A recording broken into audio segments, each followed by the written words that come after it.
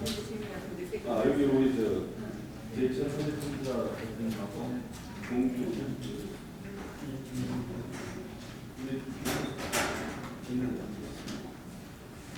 공주에서 오셨어요? 지금 보시는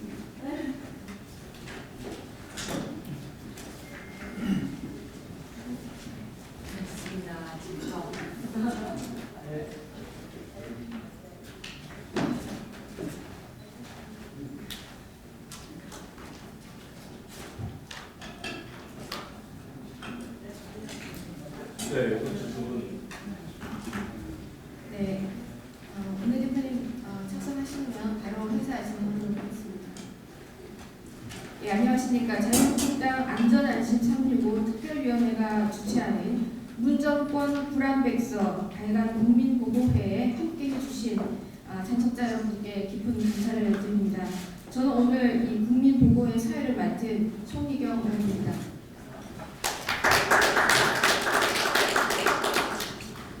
네, 바쁘신 중에도 참석해 주셔서 감사드립니다.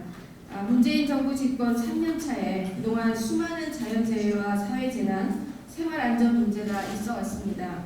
하지만 그때마다 보여준 문재인 정부의 대응은 너무나 어설프고 불안했습니다. 심지어 문재인 정부가 문제를 만들고 문제를 더 크게 키우기도 했습니다. 그래서 자유한국당은 이런 불안을 집중적으로 파악하고 또 국민 안전을 보장할 수 있도록 1년 365일 국민이 안전하게 안심하고 살 수 있는 방안을 고민하고 나름대로 저희들이 대안을 제시하기로 했습니다. 이에 자유한국당 안전안심 365 특위는 여러 활동 끝에 이를 토대로 한 나름대로의 대안을 오늘 제시를 하고 문정부 불안백서를 발간하게 되었습니다. 오늘 국민보고회는 문재인 정부 불안 정책에 고통받는 국민의 목소리를 듣고 자유한국당 안전안심 365 특위 차원의 대안을 국민 여러분께 보고드리기 위한 그런 자리입니다. 끝까지 함께해 주시기를 기대합니다. 그럼 지금부터 문정권 불안백서 발간 국민보고대회를 시작하겠습니다. 먼저 국민의례가 있겠습니다. 모두 자리에서 일어나셔서 정면에 국기를 감해해 주시기 바랍니다. 국기에 대한 경례.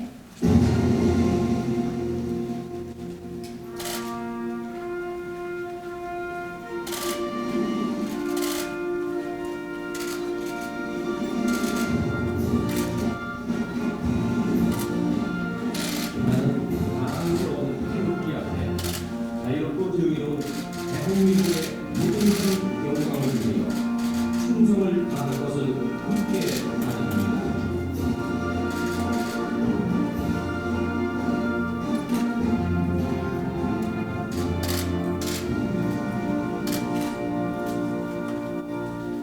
바로 다음은 순국 선열과 호국 명령 그리고 특별히 제천 화재 참사 고인들에 대한 묵념이 있도록 하겠습니다. 일동 묵념.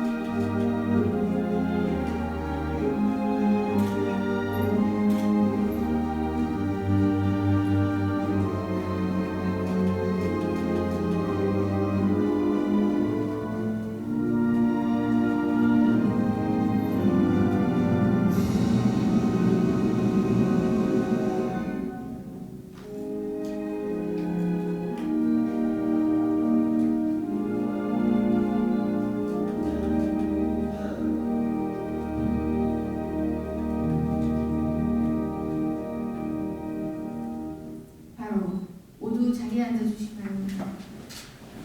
다음은 내빈 소개를 해드리겠습니다. 다음은 귀한 발걸음을 해주셨는데요. 먼저 가뭄에 물버리는 문재인 정부 정책에 고통받는 농민을 대표해서 국민대표로 오셨습니다. 충남 공주에서 멀리 오셨습니다. 천수님 소개해드리겠습니다.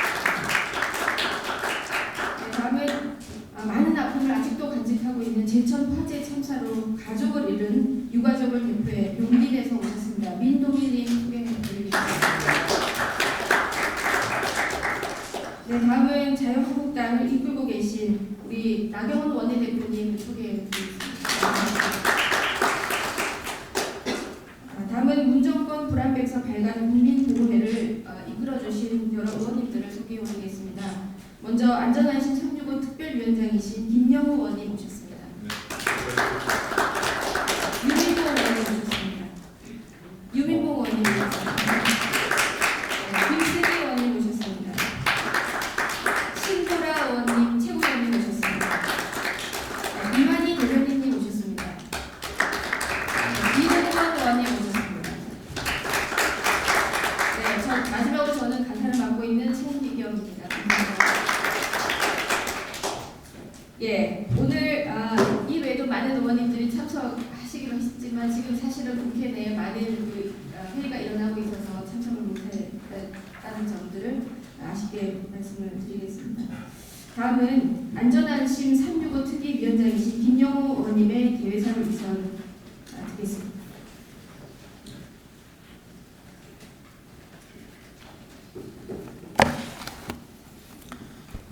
네, 여러분 반갑습니다. 안전안심 365 특위위원장을 맡고 있는 김영우 의원입니다. 저희가 우리나라 인사말은 안녕하세요, 안녕하십니까 이거 아닙니까? 그런데 정말 그 문정권 출범 이후 2년이 지났습니다만은 우리가 안녕한 날이 별로 없었던 것 같습니다. 각종 재난, 재해, 또 사고 이런 것이 정말 끊이질 않았는데요. 정말 걱정됩니다. 문정권은 출범과 동시에 안전한 대한민국을 만들겠다 이렇게 공언을 했어요. 대국민 약속을 했습니다. 그런데 그 약속, 그 공언이 허언이 된 것 같아요.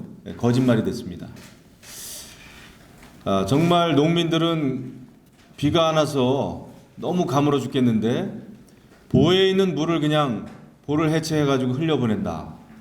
이게 정말 상식적으로 말이나 되는 정책인지 정말 묻지 않을 수가 없습니다.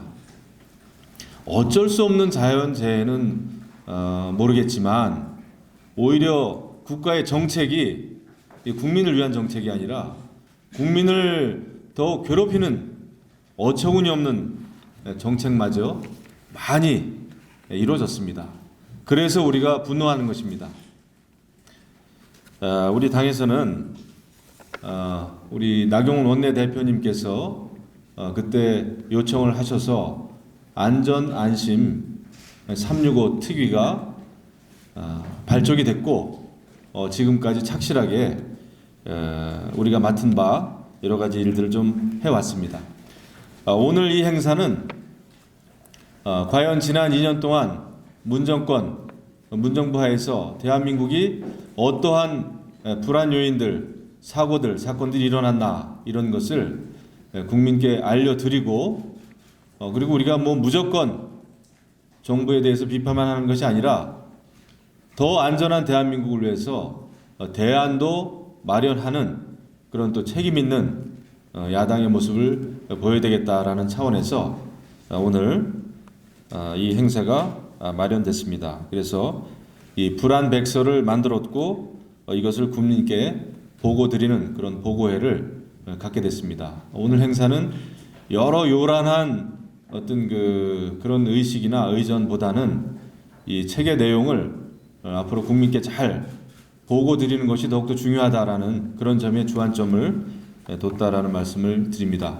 오늘 지금 여기에는 이제 책자 형태로 나와 있습니다. 근데 이것이 앞으로 이제 우리 당의 홈페이지라든지 여러 SNS를 통해서 국민들께 또 카드 뉴스 형태로 계속해서 시리즈로 보고가 될 예정입니다.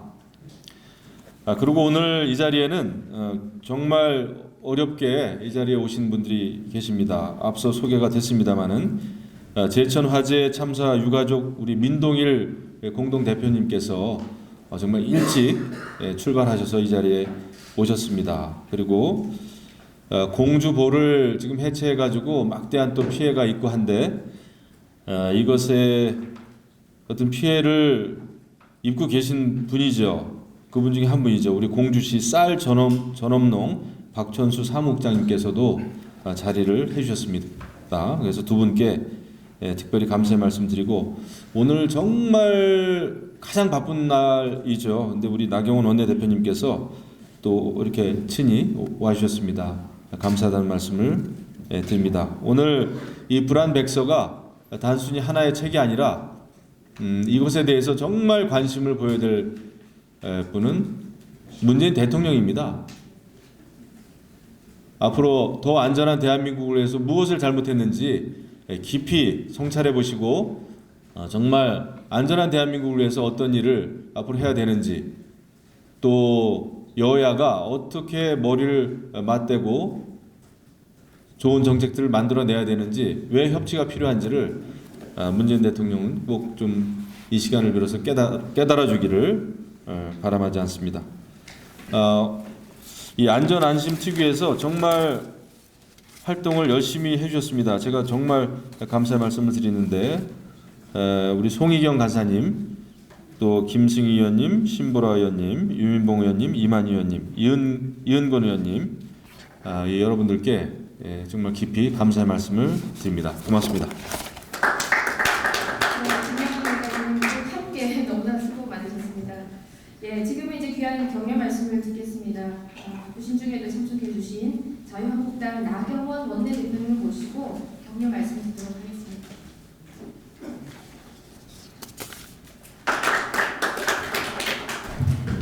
드디어 책이 나왔습니다. 우리 김영우 위원장님 수고 많이 하셨고요. 또 송희경 간사님 많이 쓰셨습니다. 또 함께 참여해 주신 우리 신보라 최고위원님, 유민봉 의원님, 김승희 의원님, 또 이은건 의원님, 이만 의원님도 감사 말씀드립니다. 요새 정말 저는 문재인 정부가 해도 너무한다는 생각이 듭니다. 뭐 경제랑 안보랑 파탄 낸 것에 이어서 정말 국민이 안심한 대한민국을 만들겠다고 했는데 그 부분까지도 지키지 않는 약속들에 대해서 정말 답답하고 안타깝고, 또 국민들의 이 안전한 대한민국을 이렇게 문재인 정부가 관심 없다면 우리 국회라도 좀 뭘 해야 되는데 여당마저 또 관심 없는 것 같아서 정말 요새는 분노를 느끼기도 합니다. 문재인 대통령이 이런 말씀 하셨더군요. 후보 시절에. 안전 때문에 눈물 짓는 국민이 단 한 명도 없게 만들겠습니다. 상시적인 대응이 가능하도록 시스템 정비를 하겠습니다. 그런데 문정권 탄생 이후에 보면 유독 사고가 더 늘었습니다. 오늘 여기에 쭉 정리해 놓으셨는데 이 많은 사고에 대해서 도대체 뭐가 달라졌는지 묻고 싶습니다. 문재인 정부가 국가안전대진단을 하겠다고 하면서 나라를 떠들썩하게 했는데 진단과 대책이 나온 게 없습니다. 저는 정말 한 번도 경험해보지 않는 불안한 나라로 가는 것 아닌가 이런 생각을 합니다. 제가 원내대표가 돼서 안전안심 특위를 가장 핵심 특위의 하나로 발족을 했습니다. 그래서 시작을 했습니다. 이 정부는 사건만 나면 돈 쓸 생각을 합니다. 미세먼지가 극심해지니까 추경하자고 바로 추경 이야기를 했습니다. 이제 미세먼지 추경으로 시작한 것이 이제는 총선용 선심성 추경, 가짜 일자리 추경으로 변질되더니 경기부양이란 이유로 이제는 또 무슨 추경하냐면 일본 수출보복 대응 추경으로 또 이름을 갖다 붙였어요. 그러더니 일본 수출보복 대응 추경은 추경안도 안 내놓고 대외비라 그러면서 한번 보여주고 가져가 놓고선 지금 무조건 해달랍니다. 어제도 대통령께서 그래서 추경해야 된다면서 10번 이야기하셨답니다. 근본적인 고민이 있는지, 근본적인 대안이 있는지 묻고 싶습니다. 저는 그래서 그렇게 원내대표 교섭단체 연설에서도 말씀드렸습니다. 우리 대한민국이 경제 10대 강국이라고 하면 그에 걸맞는 안전하고 안심되는 나라를 만들어줘야 됩니다. 그러기 위해서는 우리의 정말 생활 인프라, 생명 인프라를 개선해 줘야 된다고 생각합니다. 붉은 수돗물이 나오고, 그리고 뭐 통신구, 그리고 가스관, 또 뭐 이러한 각종 뭐 폭파 사고, 또 제천 화재 사건 같이 이렇게 안심되지 않는 나라가 돼서는 안 된다. 그래서 제가 제안한 것이 생명안전 인프라, 결국 생활안전, 생명안전 인프라를 위해서, 인프라 구축을 위해서 10년 동안 10조씩 쓰자. 그래서 정말 우리의 어떤 경제 수준에 맞는 그런 안전한 나라를 만들자라는 제안을 했습니다. 여기에는 단순한 가스관, 수도관 교체 이런 문제가 아닙니다. 여기서 나오는 모든 안전한 나라를 만들기 위한 것이 이 생명, 생활안전 인프라 예산에 포함될 수 있다고 생각합니다. 저희가 이번 추경에서도 이 부분을 반영하려고 합니다. 지금 예결위 소위에서 논의하고 있다는 말씀을 드립니다. 그 시초는 바로 안전안심 특위에서 일단 한번 정리해 주신 것이 다 우리의 시초가 되었다는 말씀을 드리고, 이 백서 보니까 아까 여러 가지 입법 제안들이 있으시더라고요. 우리가 그러한 것 다음 정기국회 때 꼭 통과시키도록 노력하고, 또 우리가 예산을 돈은 이런 데 써야 되는 거 아닙니까? 나라 돈은 가짜 일자리 만드는 게 아니라 이런 데 쓰도록 저희가 최대한 노력하겠다는 것으로 우리의 자유한국당의 의지를 표현하면 좋겠습니다. 다시 한번 애써주신 김영우 위원장님, 송희경 판사님께 감사드리고, 우리가 한번 시작하면 끝까지 챙기는 자세로 노력하면 좋겠습니다. 고맙습니다. 오신중에 원내대표님 경영하셔서 감사드립니다. 바로 백서 전달을 좀 하려고 하고요. 백서 전달 하면서 기념 촬영을 하도록 하겠습니다. 오늘 이제 가문 미세먼지 해킹, 싱크홀, 뭐 사이버 해킹 너무나 많은 내용이에요. 그 중에서 공주시 사회변호사 박천수 사무국장님 앞으로 나와주시고, 또 제천 화재 청산 유가족 윤두일 대표님 나와주셔서 특위위원님들께서도 백서를 하나씩 들고 그대로 운동을 해주시고요.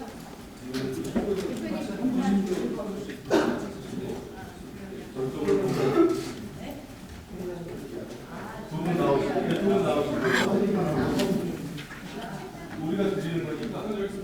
대표님이 하나, 위원장님께서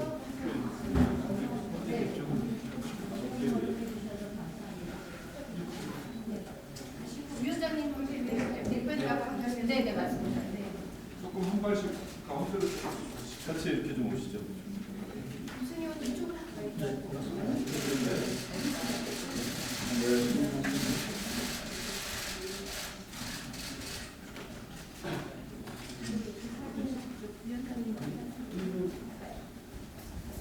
그래서 앞에 드시고 올려주셔서 한번 찍으시겠습니다. 네, 좋습니다. 하나, 둘, 셋. 네, 다시 찍겠습니다. 하나, 둘, 셋.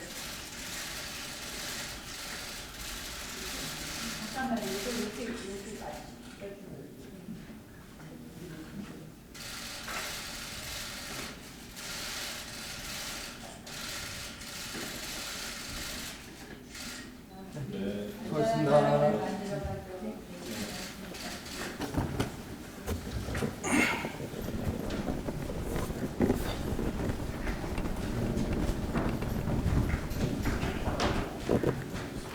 네, 그럼 지금 본격적으로 발언 및 이란 발표 시간을 갖도록 하겠습니다.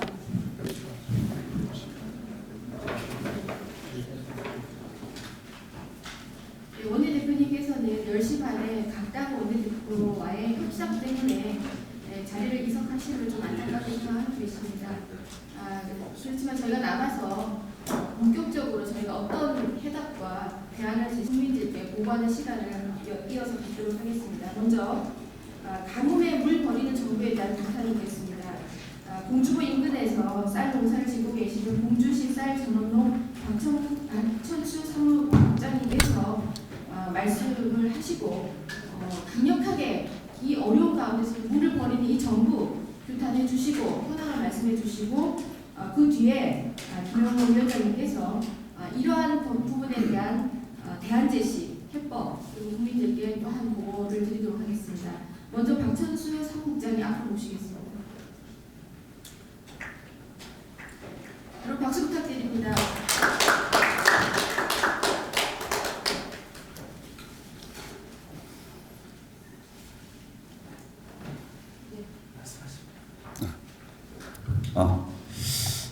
안녕하세요. 하여튼 여기서 여러분을 또 의원님들을 비롯한 여러분을 만나뵈서 대단히 반갑습니다. 저는 공주시 쌀전업농 사무국장 박천수입니다. 감사합니다. 여러분들, 우리나라가 물이 부족하다는 것은 저보다도 여러분들도 책이나 뭐 매체 아니면 뭐 이런 걸 통해서 뭐 유엔 뭐 이런 뭐 보고서 이런 거 통해서 잘 알고 있으리라 믿습니다. 근데 우리나라에서 정말로 이명박 대통령 때 불을 정말로 많은 돈을 들여서 이렇게 막았습니다. 막았는데 이게 갑자기 지금 정권에서 부신다고 하는 것은 일단 말이 안 된다고 보고, 뭐 피해라는 것은 뭐 여러분들이 제가 자세하게 말씀을 안 드려도 많이 그 피해가 있는 것은 알고 있을 겁니다. 근데 이제 부분적으로 여러 가지 지금 엊그제 한국농어촌공사 공주집에 들려서 지사장님하고 여러 가지 얘기를 해봤는데 지금 저수율이 공주 인동 저수율이 24%인가 그 정도 된대요.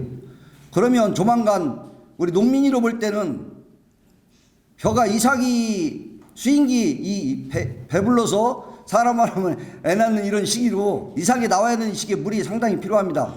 그럼 이제 물을 공급해야 되는데 이 상태로 간다면 지금 장마가 올라오고 있지만 비가 안 온다면 정말 물이 많이 부족하고, 공주에서 예산으로다가 그 물을 넘기는 사업을 엄청난 돈을 들여서 한 걸 여러분들 알고 있습니다. 사실 이러한 것들이 결국은 강을 이용해서 우리가 물을 공급해서 쓰는 거 아닙니까?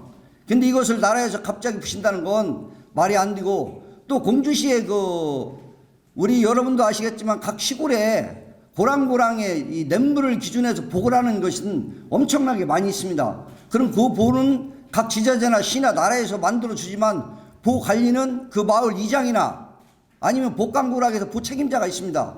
이렇게 해서 관리를 하는데 나라에서 만들어준 보를 공주에 만들었다고 해서 나라에서 꽉 잡고 이걸 놓지 않고 있습니다. 예? 작년에 예산으로 물을 펌핑하는데 간접적으로 제가 사는 유구에도 물을 중간에서 뺐습니다만, 이것을 하나를 물을 넘겨달라고 빼달라고 하는데 수자원공사, 농촌관리공사 여러 경로를 통해서 그것을 하는데 그 사람들의 말하자면 명령이 있어야 한대요. 이렇게 어렵습니다. 이렇게 물을 그러면 우리가 공주에서 보를 국가에서 만들었지만 공주시장 이하 공주 시민이 필요로 할 때 수시로 쓸 수 있게끔 정책적으로 이런 것은 뒷받침이 돼야 된다고 생각을 하고, 또 국가에서 마을에 큰 길을 닦아놓고 갑자기 국가에서 말 안 듣는다고 이거 우리 잘라버린다고 길 이런 식이나 똑같지 않습니까? 그래서 하여튼 피해는 간접적으로 여러분들한테 일일이 다 말씀드리기는 힘들지만, 국가적인 정책에서는 보를 만들었지만 그 보 관리는 공주시나 공주시민한테 맡겨야 된다. 저는 이것을 주장하고 싶습니다. 그렇게 한다면 참 이게 녹음을 한 개인 사람을 녹음을 한다는 것은 정말로 지금 법상 안 되는 거 알아서 제가 못하지만, 공주 시민에게 물어보면 대다수가 70% 이상은 그 보를 헐어서는 안 된다고 합니다. 근데 이것을 헌대요. 예? 그러면 헌다고 하는데 정부에서는 갖은 유혹을 합니다. 인근 주변에 물이 안 나 더 가까운 마을에 있는 마을을 샘을 파주는데 관정이 소형 관정, 중형 관정, 대형 관정이 있습니다.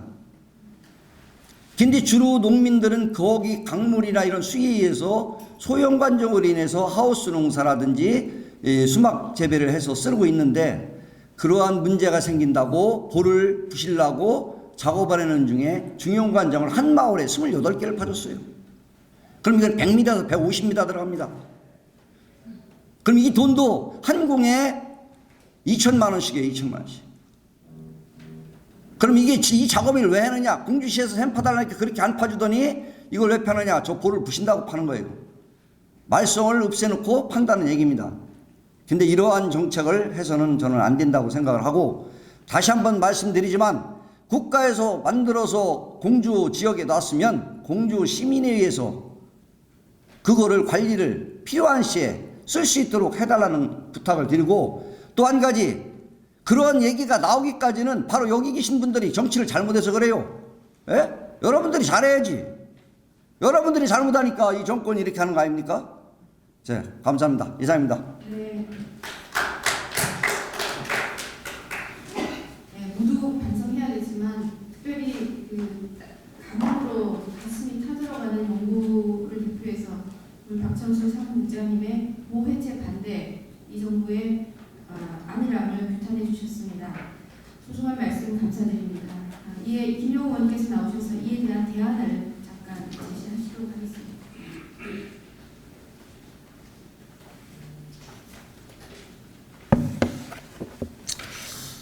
네, 정말 저희가 정치를 잘 했어야 되는데 그 부분이 가장 저희에게는 정말 따끔한 질책인데요. 잘 새겨들어야 될 것 같습니다. 지금 문재인 정부는 사실 보를 해체하고 있습니다만은 이게 단순한 보 해체 작업이 아니라 이 과거 정부에서 했기 때문에 이것을 해체하는 겁니다. 그리고 완전히 정치적으로 시작이 됐고, 그래서 이게 잘못됐다는 거예요. 제 지역구도 포천 가평이고 초선 재선 때는 또 연천도 있었습니다만은 많은 분들이 농사 짓는 분들이죠. 예전에는 그 군수님들이 아침에 일어나면 저희 어렸을 때만 해도 논에 물이 제대로 잘 대지고 있나, 물이 부족한가, 이것을 아침 일찍 일어나 가지고 그 논 벼가 잘 익고 있나 이런 거 한번 둘러보고 나서 이제 군정을 시작했습니다. 그게 하루의 일과였어요. 이게 뭐냐면은 우리나라는 정말 물이 부족한 나라이기 때문에 그 논에 물 대는 거, 또 가뭄에 어떻게 대처하는 거, 치수가 국정 운영의 가장 우선순위였습니다. 그건 지금도 여전합니다. 사실 지금도 중요해요. 저도 어제 우리 지역의 농어촌 공사 지사장을 만나서 이 가뭄 대책이 어떻게 이루어지고 있나, 이것을 챙기는 게 제 의정 활동의 굉장히 중요한 부분입니다. 그런데 하물며 대통령이, 국정 운영의 최고 책임자가 농사 짓는 분들 생각하고 완전히 반대로 가셔야 되겠습니까? 그냥 보를 무작정 해체하고 물을 흘려보내고, 이것은 가장 무식한, 가장 잔인한 정책이 아닌가, 저는 이런 생각을 해봤습니다. 그래서 우리 자유한국당에서 이제 오늘 민동일, 우리 저희 박천수 선생님 모셨습니다만은, 저희 당에서는 이 보해체 대책 특위가 이제 꾸려져 있고, 그 정진석 의원님께서 이제 위원장을 하시면서 여러 가지 그 현장 답사도 하시고 또 집회도 하시고 그렇게 해오고 계십니다.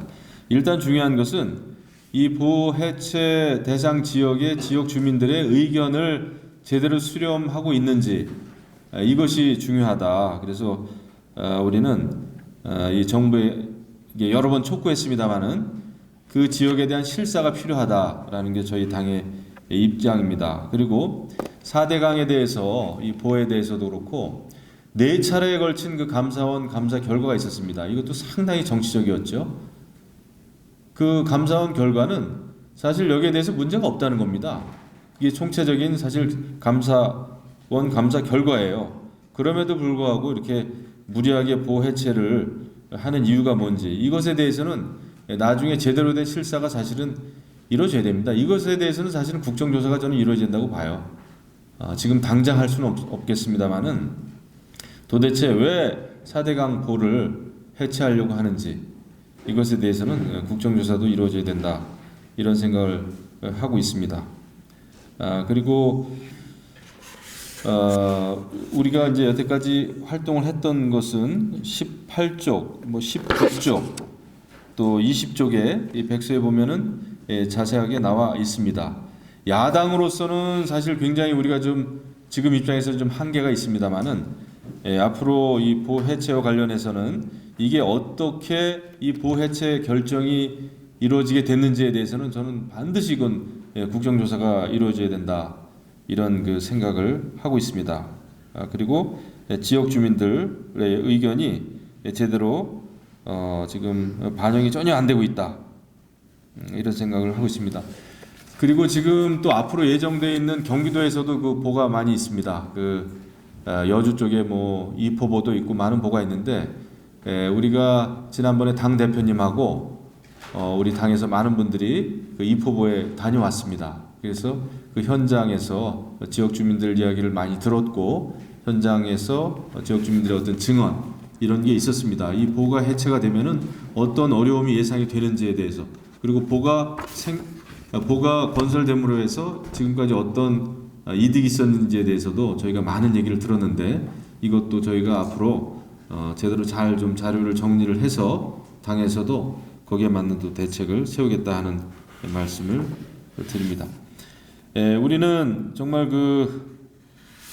박전수 국장님 오셨습니다만은 거기 계신 분들하고 앞으로도 좀 계속해서 좀 소통을 하면서 또 우리 정진석 위원장님하고도 많은 대책을 세워 나가겠다 하는 말씀을 드립니다. 아무튼 저희는 열심히 좀 싸우겠습니다.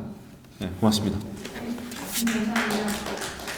사실 아까 농어촌 공사 말씀 나오셨는데 그 농어촌 공사가 원래는 각 지역에 있는 보나 저수지나 소용댐 이런 거를 농사나 여러 어업에 필요한 물을 관리를 하고 있는데 지금 농어촌 공사가 저수지 물 위에다 태양광 패널을 올려서 여러 지역을 지금 힘들게 하고 있는 점을 KBS에서 지적을 했는데 그 방송을 청와대가 옳지 않은 방송이다, 부실 방송이다라고 해서 주의를 주고 재방송도 결방시켰습니다.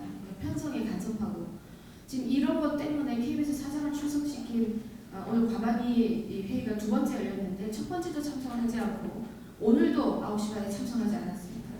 국민 위에 법 위에 KBS 사장이 있고 그 위에 청와대에 수석이 있다. 지금 이런 상황입니다. 그래서 우리 농민들의 애타는 심정을 누구보다도 농어촌 공사에서 뛰어다니면서 물 관리를 해야 하는 시점에도 불구하고 이런 어처구니 없는 정책에만 매달리고 있다는 말씀을 드리지 않을 수가 없습니다. 오늘 박찬수 사무국장님의 말씀 뼈아프게 듣고 저희 야당으로서 더 열심히 하겠다는 말씀을 다시 드리겠습니다. 두 번째는 불만이 있다. 화재 참사가 너무 많았는데요. 제천 화재 참사 유가족 민동일 공동대표님을 앞으로 청해서 말씀을 듣고 아직도 해결되지 않은 문제에 대해서 저희가 듣고 해답을 또 제시하도록 하겠습니다. 이후에 우리 유민복 의원님께서 그 불만이 있다 화재에 대한 문제 제기에 대한 말씀해 주시겠습니다. 예, 안녕하십니까. 방금 소개받은 제 이름은 민동일인데요. 저는 2017년 12월 21일 제천화재 참사로 인해서 29분의 고귀한 생명이 희생이 됐습니다. 그 중에 저희 어머니, 여동생, 조카 이렇게 3대를 잃었습니다. 제가 어디 가서 얘기할 때 제 소개만 하면 이렇게 감정이 폭발쳐오네요. 제천 화재 참사는요, 5년 전에 일어났던 세월호 참사하고 규모만에서는 차이가 있지만 굉장히 닮은 점이 많습니다. 일단 참사 현장이 배가 침몰하는 거에서 화재 건물로 바뀌었고요. 자기 혼자 살겠다고 탈출한 선장이 자기 혼자 살겠다고 탈출한 건물주하고 같습니다. 그 다음에 살겠다고 배로 뛰어들었던 많은 구조된 사람들이 민간 선박이 구했듯이 제천화재 참사에서도 옥상 테라스에 있는 민간인을 민간 사다리차가 구했습니다.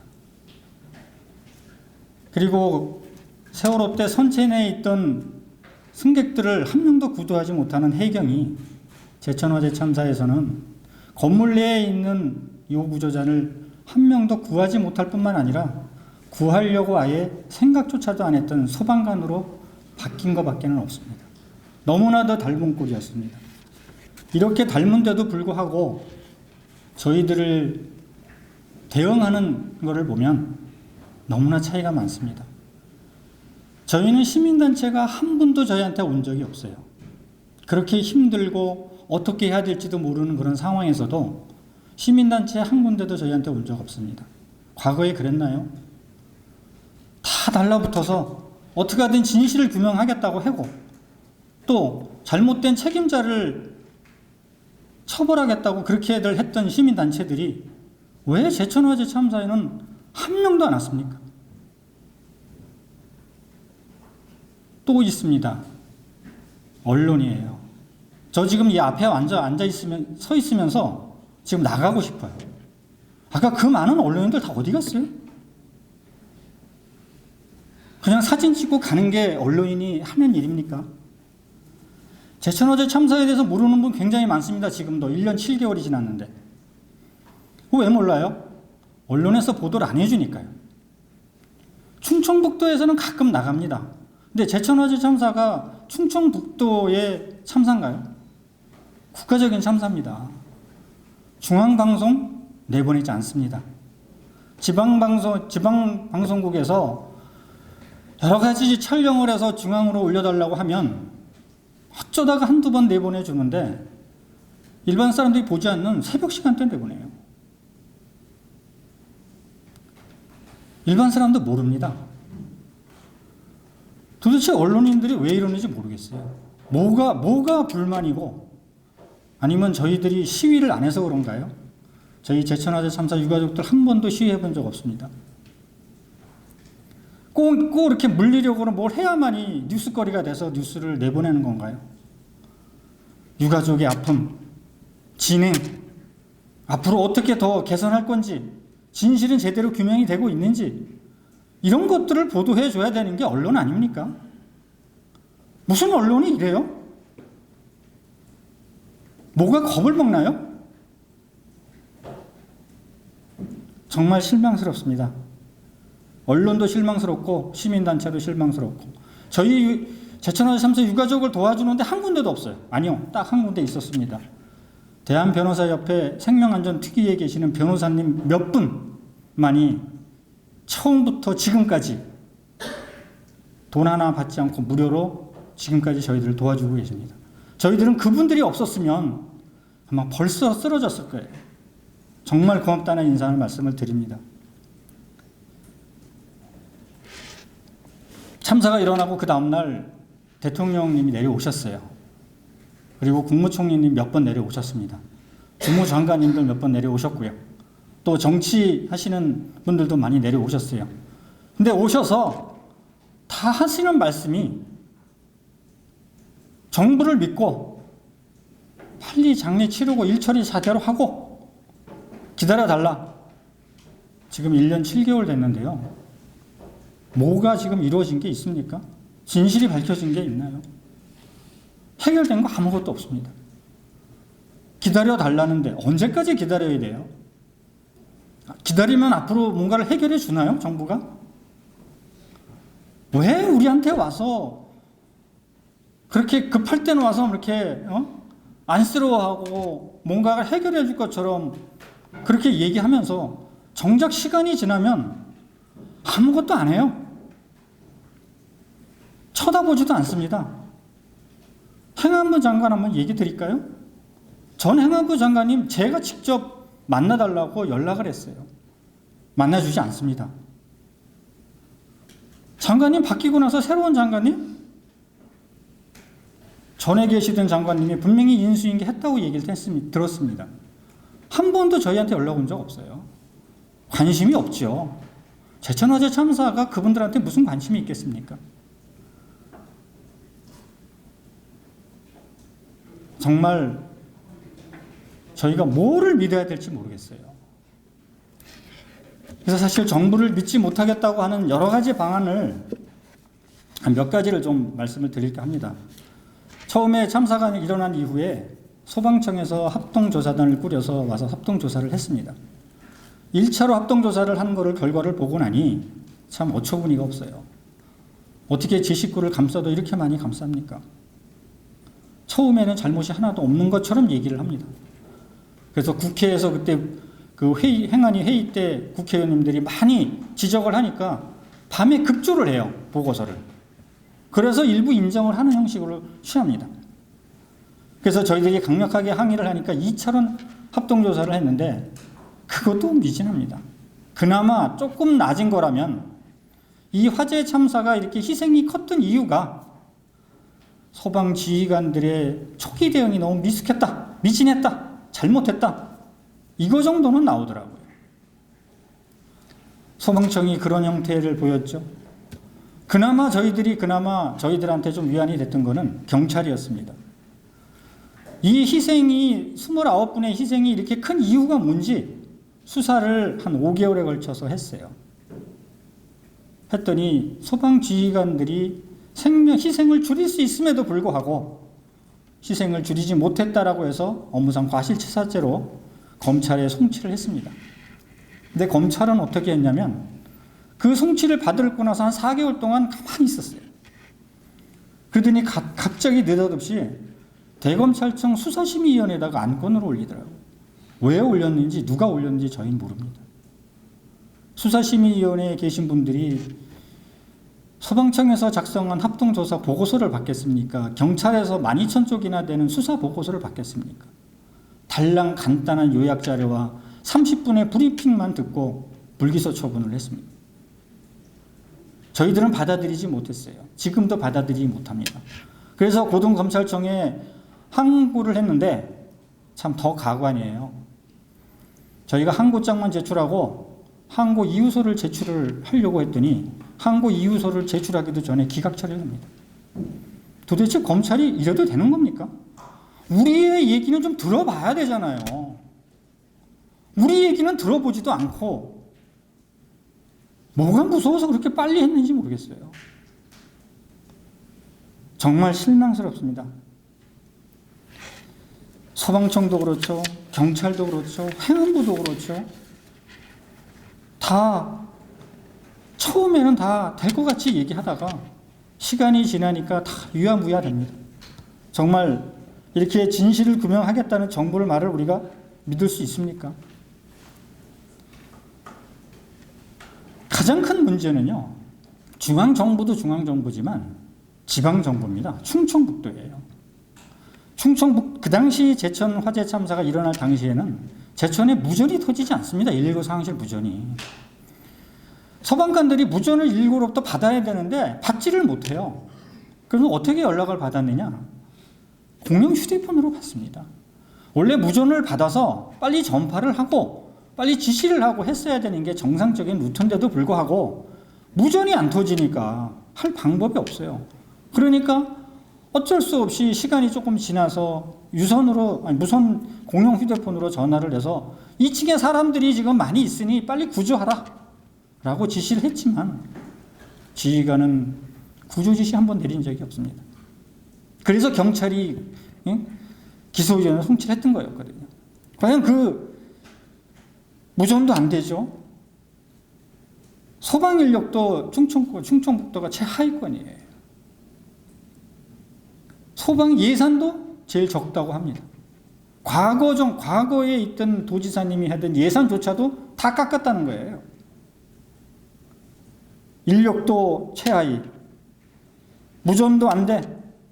아날로그 무전기, 굴절 사다리, 방화복 이런 소방 장비들에 대해서 부족할 뿐만 아니라 전부 노후화돼서 제대로 화재에 대한 어떤 그 대응이라든지 인명구조 대응을 제대로 못했습니다. 그 다음에 소방관들에 대한 훈련, 숙련도 최하위쯤이에요. 이거 다 누가 책임입니까? 소방관 개개인들이 책임인가요? 소방을 책임지고 있는 충청북도의 최고 책임자는 도지사 책임 아닙니까?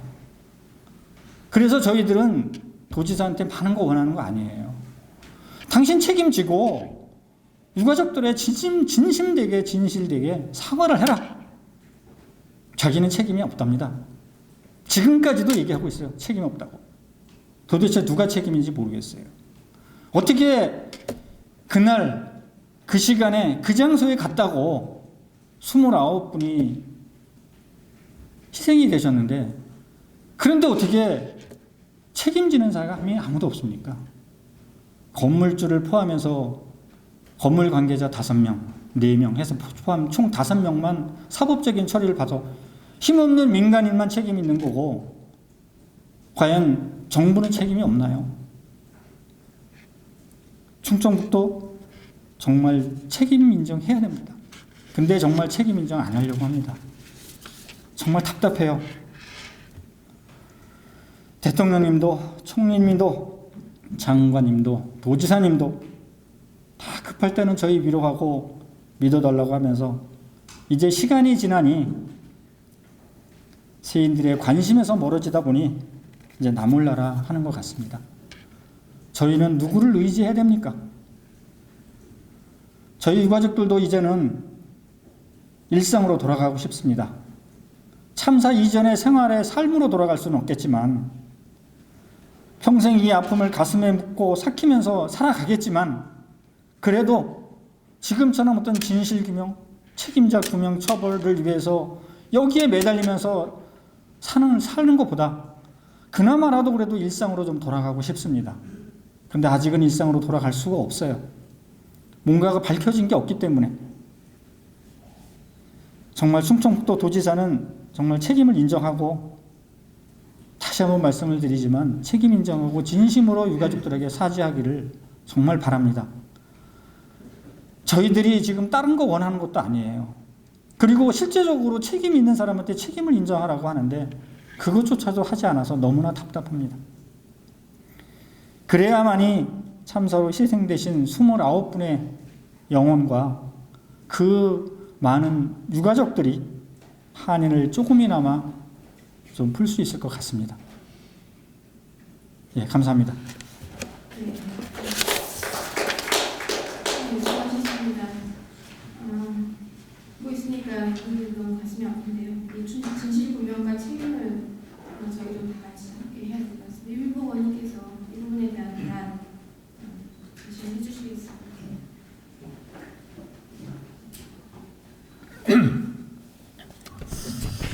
참 너무나 마음 아픈 일인데요.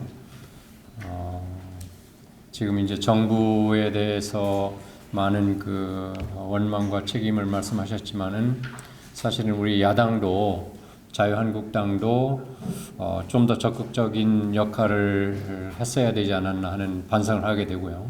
또 이제 저는 행정안전위원회 또 그 위원이었기 때문에 더 중요한 역할을 했어야 되지 않았나 하는 반성도 또 하게 됩니다.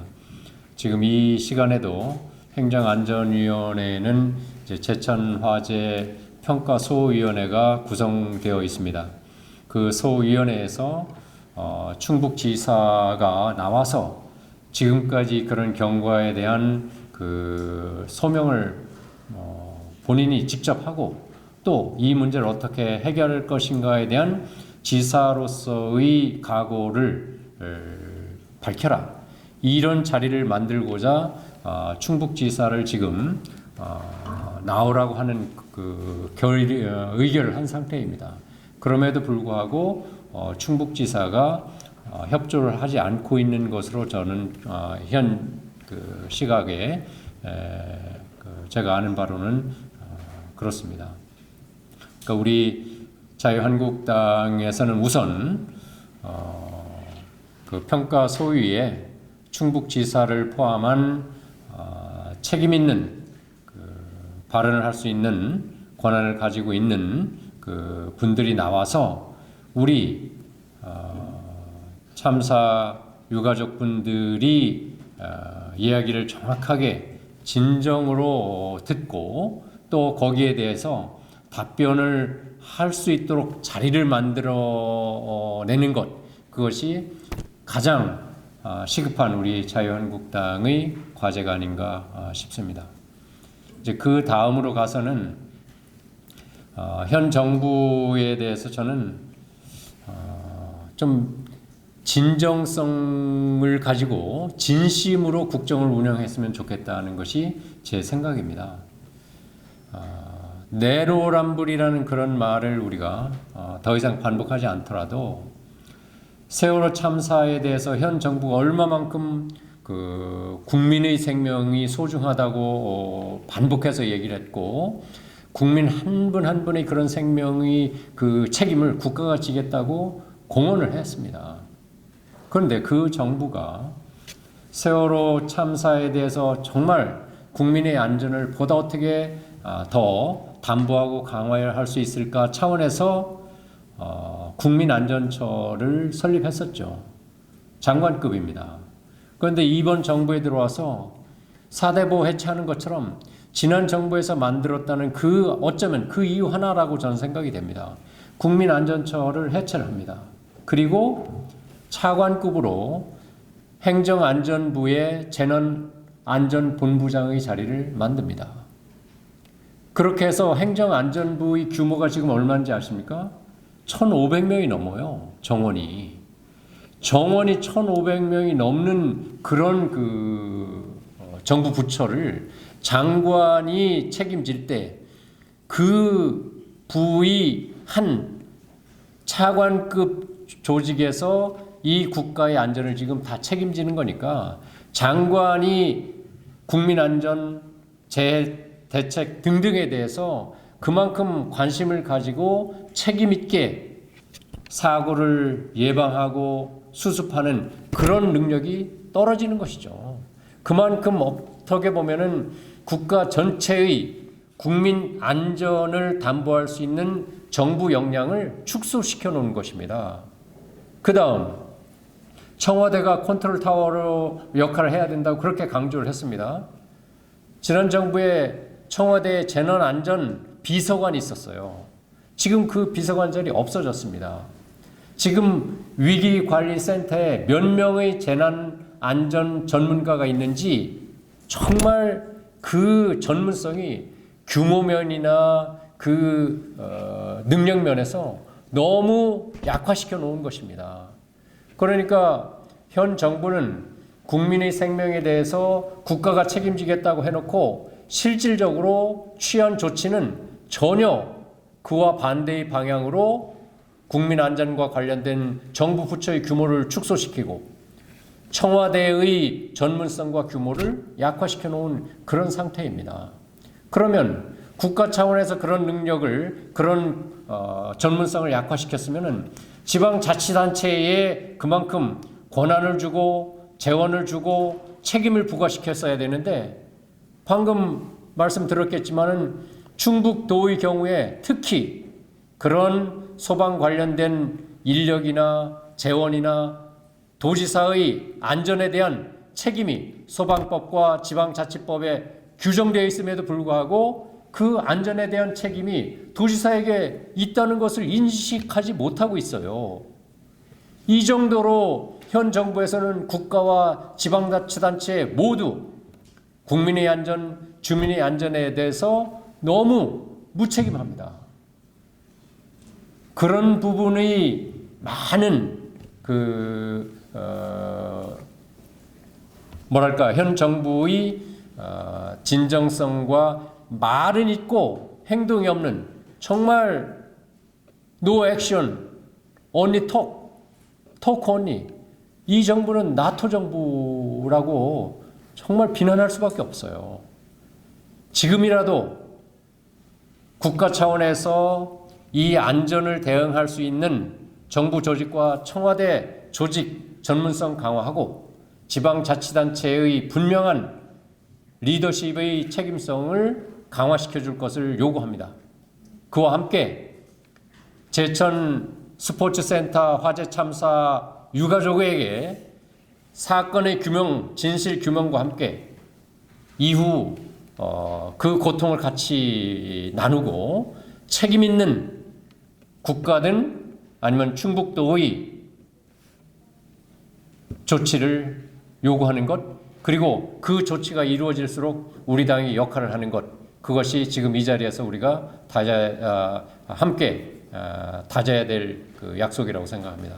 다시 한번 제천 화재 그 희생자 유가족 여러분들, 그리고 그 이외에도 세월호 참사를 포함해서 세종병원, 밀양 그 세종병원 등등 많은 희생자분들 그 유가족에게도 위로의 말씀을 전합니다. 감사합니다. 네.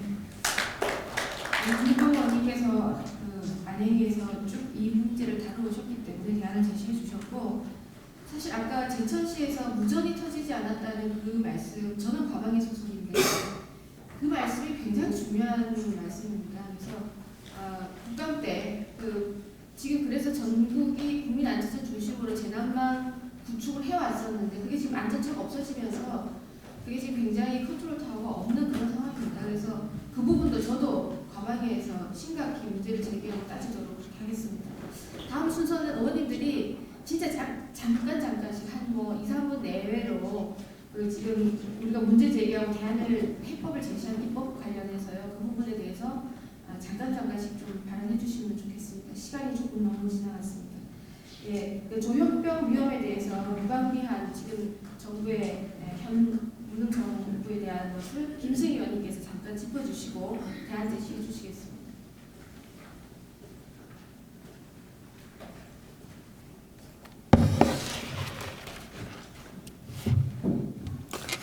자유한국당 김승희 의원입니다. 정말 저도 마음이 무겁습니다. 그 제천 화재 발생 직후에 저도 그 현장에 다녀온 적이 있습니다. 그 이후에 이제 시간이 많이 흘렀지만 여러 가지 후속 조치가 이루어지지 않은 부분에 대해서 이 자리를 빌어서 우리 정치권도 더 적극적으로 목소리를 내야 되지 않나 이런 생각을 합니다. 너무 죄송하다는 말씀드리고요. 오늘은 제가 저한테 주어진 조현병과 관련해 갖고 말씀드리도록 하겠습니다. 최근에 계속 그 조현병 환자들이 치료를 제대로 받지 못함으로써 사회적으로 살인사건 내지는 사망사건들이 많이 발생을 하고 있습니다. 방금 전에 그 유민봉 의원님 말씀하신 것처럼 현 정부는 사건이 일어날 때는 떠들썩하게 뭔가 해결을 해줄 것처럼 그렇게 발표를 하지만 시간이 지나면 용두사미처럼 거의 그 대책이 마련되고 있지 않은 부분에 대해서 제가 정말 붕괴를 하고 그리고 대책을 마련해야 된다고 주장을 하고 싶습니다. 정말 조현병 위험에 노출된 대한민국, 이 대한민국이 공공안전과 환자 인권 모두 놓친 정말 무능한 지금 정부이고 그리고 무책임한 정부라고 저는 생각을 합니다. 국민들은 여전히 불안해하고 그리고 환자들은 여전히 고통받고 있습니다. 아시겠지만은 그 강북 삼성병원에서 신경정신과 의사가 조현병 환자를 치료하다가 결국은 사망한 사건이 발생을 했습니다. 그 고 임세원 교수님이 돌아가셨을 때는 정말 이 의료기관 생명을 구하고 건강을 위해서 일하는 의료기관 내에서 이런 사망사건이 발생한 그 부분에 대해서 정부가 그거를 재발 방지를 위해서 노력을 하겠다고 했습니다. 그런데 지금까지 정말 그 법안 소위에서 제가 법안 심사를 해봤지만 굉장히 그 미약한 대책으로 일관하고 있어서 이제 붕괴하고 있고요. 그다음에 경남 진주 아파트의 조현병 환자가 미리 아파트에 이제 방화를 해놓고 뛰쳐나오는 주민들을 미리 준비한 그 살인 도구를 가지고 상해를 입히거나 또는 살해를 했습니다. 5명이 사망이 됐고 많은 그 주민들이 이제 상해를 당했는데요. 그것뿐만이 아닙니다. 조현병 환자가 또 치료를 받고 또는 약물을 치료 받아야 됨에도 불구하고 그렇지 못하기 때문에 결국은 자기 3살 날 아들을 데리고 지방을 가면서 고속도로를 역주행함으로써 자기뿐만 아니라 또 정면에서 오는 자동차 충돌해 갖고 또 사망하는 이런 역주행 사건을 비롯해서 이런 사건들이 굉장히 많이 발생을 하고 있습니다. 근데 문재인 정부가 또 대통령께서 뭐라고 말씀하셨냐면 공약으로 국가정신건강위원회를 설치해서 적극적으로 검토를 하겠다 그랬는데 지금까지는 전혀 전무합니다. 그리고 최근에 대책을 마련한 게 그 조현병 환자들은 사실 강제 입원을 시키기가 쉽지가 않습니다. 의사 두 분과 그리고 다른 기관에 있는 의사 두 분과 보호자들의 적극적인 이제 개입이 필요한데 이 부분이 쉽지가 않기 때문에 결국은 이제 그 일상생활에 노출되는 경우가 많은데 이때 그 경찰과 119 구급 대원이 출동을 해서 3일간 이제 강제 입원을 시킬 수 있는 그 대응팀을 24시간 가동한다라고 발표를 해놓고 이것도 이제 내년부터 실시를 한다고 합니다. 그래서 저희 자유한국당은 이런 문제점을 해결하기 위해서 지금 보건소 중심으로 이루어지고 있는 정신건강복지센터의 공공정신보건 인프라를 좀 더 강화하고 또 예산을 증액하는 그런 일을 하겠습니다. 그리고 강제 입원이 지금 쉽지 않은 상황에서 지금 사법 입원제 미국의 대다수의 주와 프랑스, 독일에서 실시하고 있는 이제 의사들도 굉장히 부담을 많이 느끼고 그리고 의학적 고찰뿐만 아니라 또 이 환자의 어떤 그 인권이라든지 그 환자 가족의 그 환경이나 모든 것을 고려해서 그 법원이 직접 관여하는 사법 입원제에 대한 도입을 본격적으로 논의를 하도록 하겠습니다. 그리고 의료기관 내에 지금 의료인들이 이 위험에 노출되는 것을 방지하기 위해서 청원 경찰을 비롯해 갖고 보호할 수 있는 그런 제도를 마련하기 위한 재원 확보를 수가로 정부는 이제 지원을 하겠다고 하는데 저희는 응급 기금이라든지 좀 국비로 지원할 수 있는 방안을 적극적으로 마련토록 하겠습니다. 그리고 이런 중증 정신질환자가 운전을 할 때 여러 가지 노출되는 위험을 방지하기 위해서 운전면허의 수시 적성 검사 대상에 이런 중증 정신질환자를 포함하는 것을 검토함으로써 앞으로 이 조현병 환자는 제대로 치료를 받을 수 있고 그리고 또 일반 국민들은 이 환자들로부터 위험에 노출되지 않도록 자유한국당에서 적극적으로 앞장서도록 하겠습니다. 네, 이상입니다.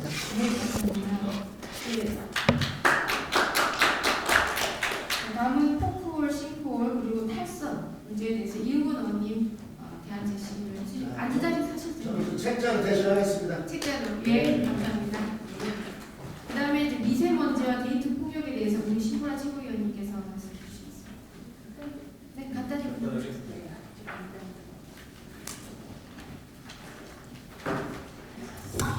네, 저희 책자의 미세먼지는 4페이지에 있는 내용입니다.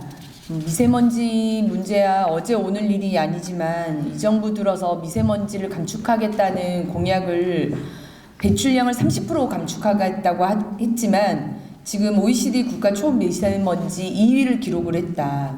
그럼에도 불구하고 대통령 지속 특별기구를 만들겠다고 했는데도 3년 만에 국무총리 산하로 격하가 됐고 미세먼지 외교는 원인 지목, 인공강우, 공동실험 이런 거와 같이 실제 해결이 불가능한 실험에 돈을 쓰고 있다라는 지적을 했습니다. 우리 자유한국당은 탈원전 중단, 한중 미세먼지 외교 성과, 미세먼지 배출량, 과학적 관리, 무분별한 규제 철폐 등의 대안을 제시하는 내용을 담았습니다. 그리고 저희 데이트 폭력에 대한 불안전성은 67페이지에 나와 있는데요. 데이트 폭력이 이 정부 들어서 급속도에 증가를 했지만 대책을 내어놓아도 그 대책이 오히려 재범률을 조장하고 있는 것 아니냐라고 하는 문제 제기입니다. 지난해에만 해도 12,455명의 데이트 폭력으로 검거가 됐고요. 3일에 1명꼴로 데이트 폭력으로 살해를 당했습니다. 이게 과연 안전한 대한민국이냐 묻지 않을 수 없는 일이고요. 문제는 데이트 폭력 재범률이 76.6%에 달하고 가해자 대부분이 우발성이라는 이유로 집행유예나 벌금형과 같은 가벼운 처벌을 받기 때문에 실효적 있는 대책으로 연결이 되고 있지 않는다라는 문제를 지적합니다. 여성가족부가 범정부 성희롱 성폭력 대책 TF를 만들어서 대책을 내놓았는데도요. 그 대책이 바로 삼진아웃죄입니다. 그러다 보니 첫 번째, 두 번째 살해당하면 도대체 어쩌란 말이냐라고 하는 조소 섞인 울분들이 가득합니다. 그래서 저는 자유한국당을 대표해서 데이트 폭력 방지 법안을 제출을 했습니다. 하지만 이것도 여성가족부의 의지 부족으로 상임위 문턱조차 넘지 못하고 있는데 이 대책이 법안으로 반드시 제정될 수 있도록 노력하겠습니다. 감사합니다. 네, 감사합니다. 네, 마지막 챕터 그 사이버 안보에 대해서 말씀드리고 오늘 마무리가 될 것 같습니다. 저는 그 7월 2일 날, 지난 7월 2일 날 북한 추정으로 보이는 해커 금성 121 부대가 국회 외통위, 정보위, 국방위 소속의 자유한국당 의원실을 지능형 공격을 했습니다. 그래서 해킹이 됐죠. 메일이 해킹이 됐는데 아직까지도 정부가 누구의 소행인지 왜 그랬는지에 대한 아무런 발표도 없습니다. 그러니까 쉽게 말씀드리면 입법기관인 국회가 뚫렸다는 건데도요. 그래서 민간 기업이 그 내용을 분석했음에도 불구하고 아무런 조사가 지금 없습니다. 또 그 올해 초에는 통일부, 외교안보단체, 대북단체가 무차별로 공격당했음에도 또 한수원의 우리 자료들, 여러 그 정부기관의 자료들이 유출됐음에도 불구하고 이건 분명한 도발인데도 불구하고 사실상 대한민국 사이버 안보는 철저히 무너져 있다, 저는 그렇게 생각합니다. 또 북한은 그 앞에서는 핵 개발하고 핵미사일 발사 훈련을 하지만 뒤에서는 끊임없는 사이버 공격을 자행하고 있다, 말씀드리고 과연 이 정부는 사이버 공격에 대해서 대문, 쪽문, 옆문, 후문, 뒷문 다 열어놓고 과연 막으려고 하는가, 너무 관대하다라고 생각합니다. 제가 지난 6월 25일 날 사이버 안보 365 정책 토론회를 개최하면서 실제 북한에서 이 해커를 훈련시켜 오신 그 김은광 대표를 모셔서 증언을 들었습니다. 7,000명 정도의 화이트 해커를 두고, 화이트 해커라고 할 수도 없죠, 사이버 공장 요원이 활동하고 있다라는 증언을 하고 가셨습니다. 이 국회에서 굉장히 위협을 갖고 있고 굉장히 위험하다라고 했음에도 불구하고 또 이 정부가 취임 당시 사이버 보안 강화로 국민 불안 해소하겠다라고 공약을 냈음에도 불구하고 지금 이 정부는 공격 루트, 공격 사실, 그리고 어떻게 할 거라는 거에 대한 어떠한 것도 방어하지 않고 방치하고 있다, 이 말씀드립니다. 또한 7월 11일에는 EMP 방어 포럼을 출범시켰습니다. 여러분 가지고 계시는 모든 전자기기가 일렉트로매그네틱 펄스의 공격에 석기시대로 되돌릴 수 있다는 것은 상식입니다. 한꺼번에 가스, 수도, 철도, 공항, 발전소의 모든 인프라가 마비될 수 있는 지경이고, 더 위급한 것은 작년과 재작년에 계속해서 북한의 김정은 위원장은 또 특히 6차 핵실험에 앞서서 전략적 목적에 따라 고공에서 초강력 EMP 공격을 강할 수 있다, 우리는 완벽히 준비가 끝나 있다라고 했음에도 불구하고 그 어떤 예산이나 그 어떤 정책도 이 정부는 하고 있지 않습니다. 과연 이런 그 뚫으려고 하는 북한이나 사이버 테러 집단에 대해서 이 정부는 막으려고 하는 것인지, 나아가서 평양 남북 정상회담 군사협의 어느 곳에도 사이버 공격에 대한 어떠한 언급조차 없습니다. 지금 전 세계는 사이버 전쟁을 준비하고 있고 사이버 방어를 하고 있음에도 불구하고 무능함으로 일괄하고 있다는 말씀을 드리고, 마지막으로 이를 방어하기 위한 온라인 사드 다각도의 정책이 필요하다는 말씀드립니다. 사이버 테러 방지법 조속히 통과시켜야 되고, 정부와 공공기관의 컨트롤 타워, 보안 책임자를 각각 두어야 하는 법안을 제가 마련했습니다. 이 부분이 통과가 돼야 하고, 또 사이버 보안의 국제적인 공조를 위해서 50몇 개국이 지금 가입을 하고 있습니다. 헝가리의 수도 이름을 본딴 부다페스트 조약에 시급히 가입을 해서 국제 공조가 일어나야 한다라고 라고 생각하고 이를 하지 않았을 경우에는 정부와 입법기관, 사법기관을 넘어가서 우리 국민 생활에 집 안까지 들여다보는 그런 사이버 해킹이 자행될 수 있다. 정말 명심하고 우리가 명심해야 할 것으로 보여집니다. 이를 위해서 제가 대안 제시를 해놓았다는 말씀드리고 그 입법을 통해서 마지막까지 사이버 안보와 보안을 지키도록 많은 활동을 해나가겠다는 말씀드립니다. 감사합니다. 왔다 갔다 바쁘지만 이제 마무리를 하겠습니다. 많은 분 못 오셨지만 충분히 우리 영상으로 제작되어서 유튜브로 저희 국민께 보고를 드릴 것이고 마지막까지 나가서 촬영해 주신 우리 언론분들 감사를 드리고요. 또 오늘 와주셔서 다 같이 들어주신 모든 분들께 감사드리면서 이 자리를 마무리하도록 합니다. 감사합니다. 위원장님 마무리 말씀할 기회는 주시네요. 네, 위원장님 마무리 말씀하시고. 마무리가 된 상황에서 마무리하는